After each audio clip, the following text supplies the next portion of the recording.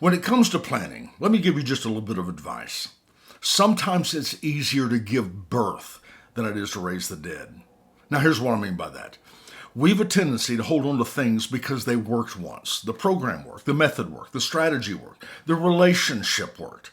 The way of doing things produced results literally for years.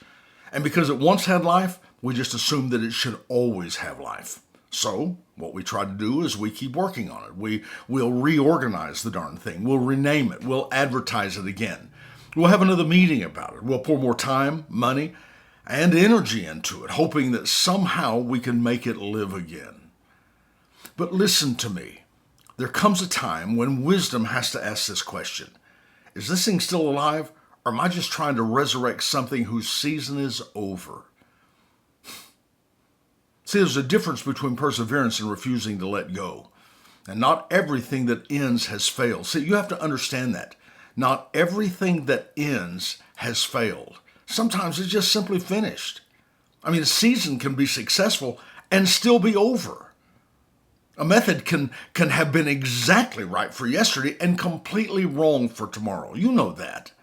And that's why planning requires more than loyalty to the past. It requires the courage to recognize when something new needs to be born. Now, I agree. Giving birth isn't easy. New ideas require work, new direction that requires faith, new approaches that requires learning, and sometimes that learning curve is difficult. Starting over, it can be completely uncomfortable. But sometimes all of the effort that we're spending trying to revive yesterday would be better invested in creating something for tomorrow.